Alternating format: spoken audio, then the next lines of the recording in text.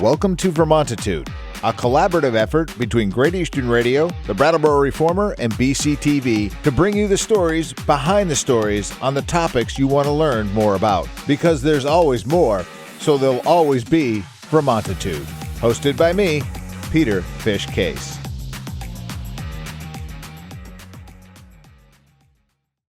Welcome to Vermontitude. New episodes drop every Tuesday and can be found by going to vermontitude.com, reformer.com, brattleboro.tv, and locally on Comcast Channel 1078.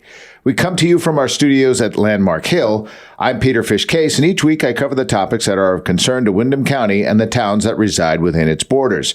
Today we are speaking with, Representative Hopeful Ian Goodnow from District 9. Welcome. Hi, Peter. Thanks for having me. Wow, that was really official sounding.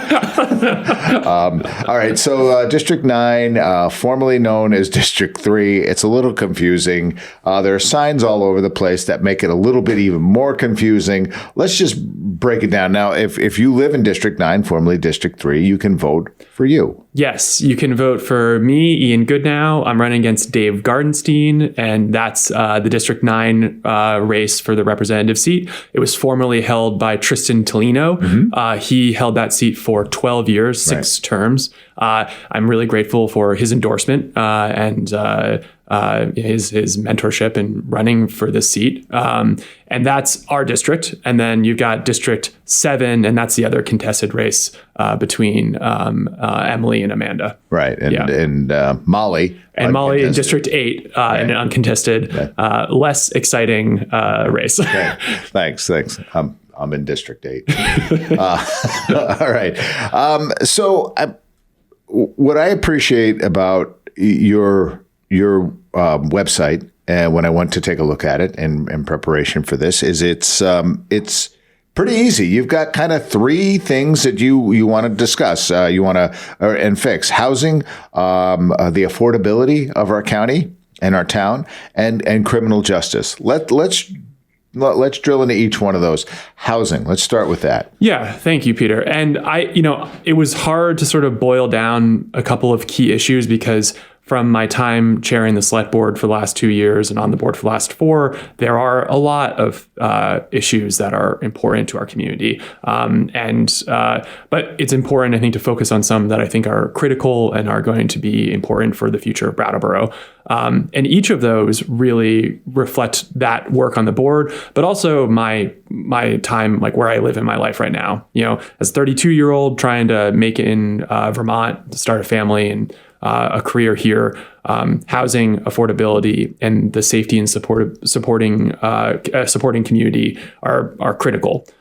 So housing, we were on the select board together for a year, and you may agree with this. I don't know. I see housing at the center of every issue that Brattleboro currently faces. If we can alleviate the housing crisis, we can alleviate the pressure that this community feels at like every single issue. Right.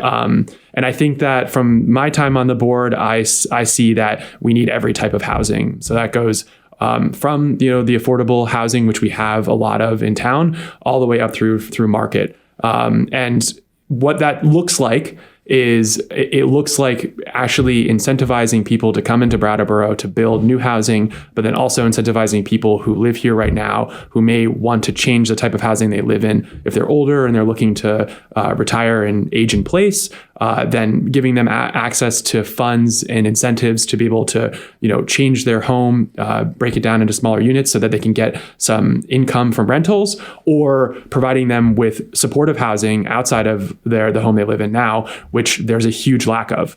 And so it's going to be attacking it from every level. And the state's going to be involved in that. I think that's for me on the select board, I realized really quickly that we're not going to be able to solve this at a municipal level.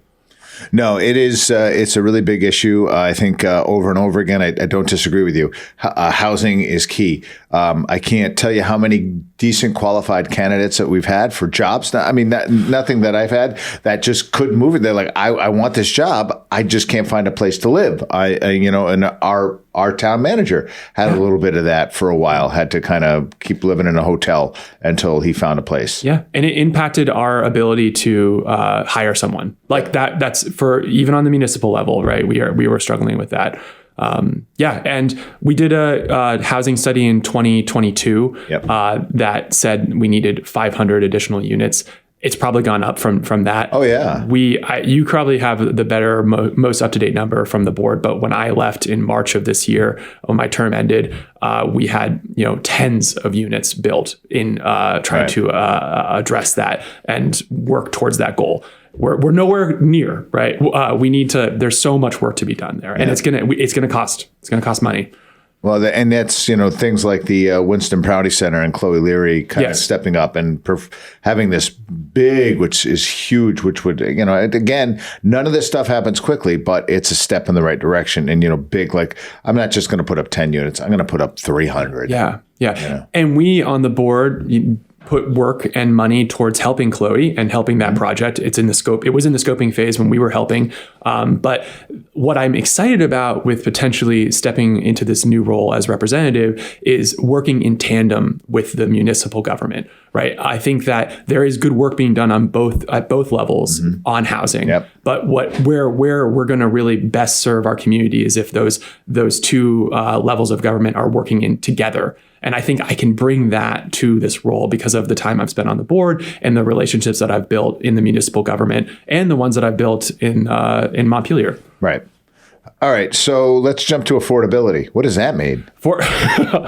Basically, it's a little bit of it's a big baggy issue, and I think for me it stems a lot from sort of what the tax rate looks like this year. The door knocking that I've been doing to talk to people who live in District 9. One of the issues that's come up time and again is Vermont not being an affordable place for people to stay and live, that being priced out, and that's at every level. And that includes people who are on fixed incomes who are older. And so I identify this issue as something that I hold really dearly when thinking about budgets. And that would be something that I would be responsible for if I were to be elected as a representative. When we were on the board, when you and I were on the board last year, we built a $24 million budget. I worked with the town manager to try to look at the budget in a way that really thought critically about every penny tax increase that the municipal government was considering and what those increases actually were doing. Right. How do they serve? What do they serve? What role did it serve? What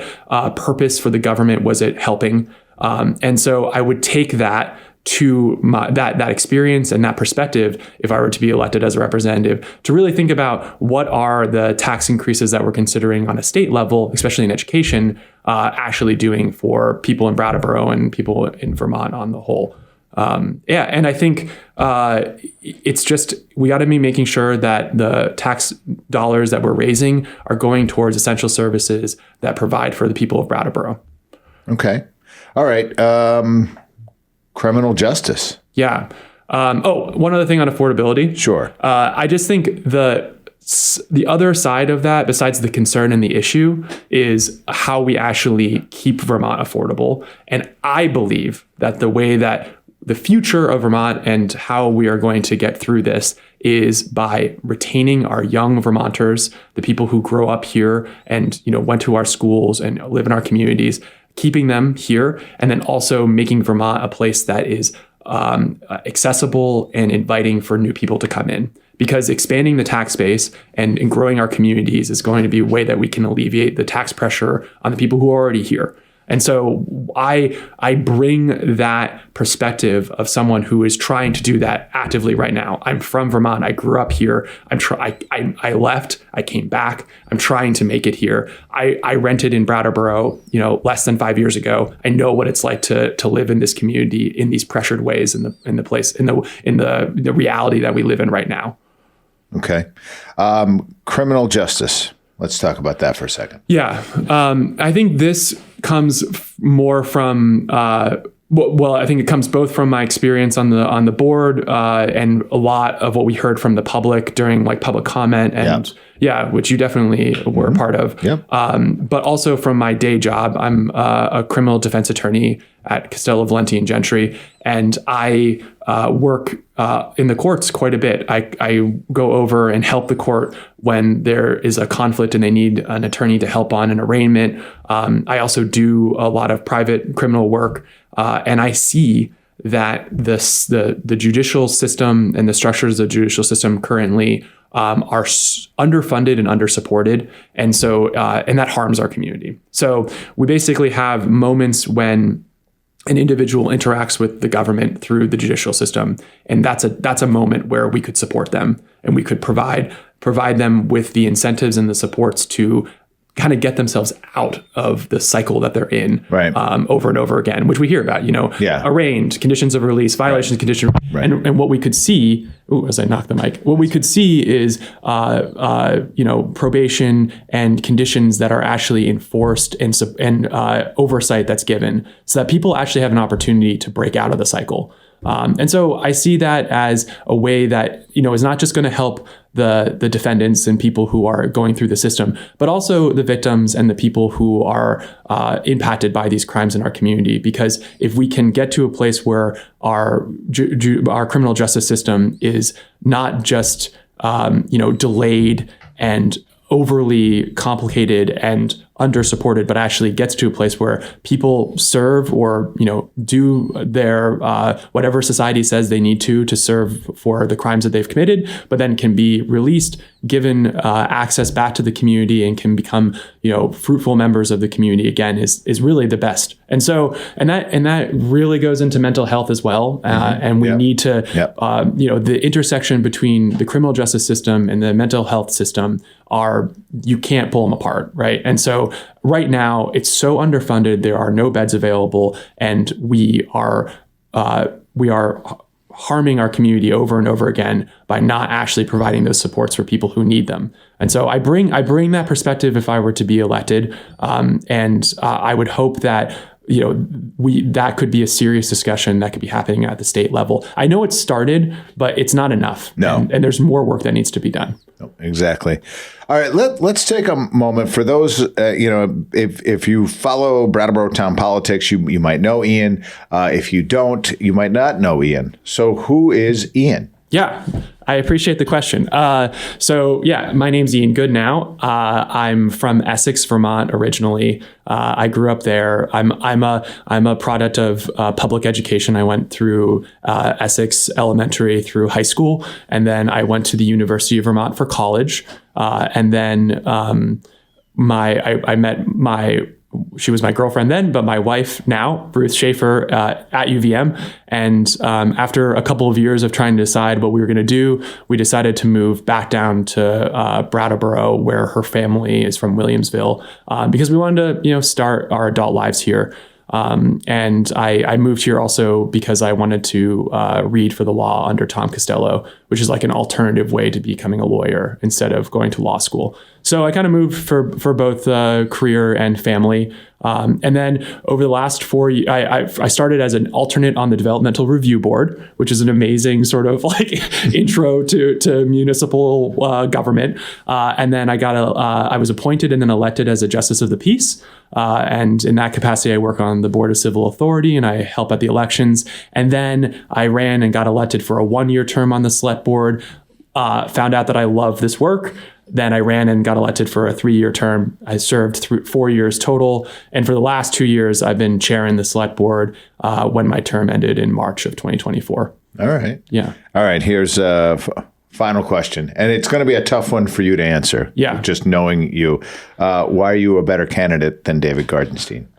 Peter, you're killing me. No, it's a hard question. Yeah. Well, it's really important to me that this race stays positive. And so I've got nothing negative to say about my opponent, and I appreciate the service that he's given to the community. Yeah. Can't argue it. Yeah. And so why I'm running and why I believe I'm the best candidate is because we are having a national conversation about the future of politics and the future of governance right now.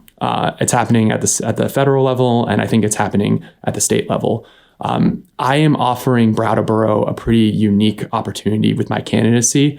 I'm 32. I am dedicated to this community. I care deeply for Brattleboro. I have been in positions of municipal leadership. I've really learned a lot about what our community has as far as resources, assets, strengths, but also really know about the difficult challenges that we're facing right now. And I have been working on them on the select board. And so I want to take that energy and experience and passion, and I want to bring it to the next level to Montpelier to continue the work.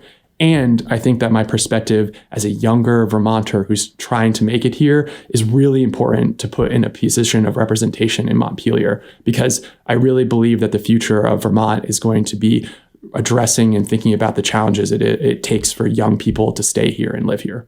Okay. Fair answer. Good answer. I'll let that be your answer. Appreciate it. Ian Goodnow is running for the District 9 seat vacated by Tristan Toleno, or that will be vacated against David Gartenstein. If you like what you heard, that's the guy you vote for. Thanks for jumping on Vermontitude today and doing this with us. It's my pleasure, Peter. It's my third time on, and it's always a lot of fun. So thank you. Fourth time, catch you a T-shirt. There he is.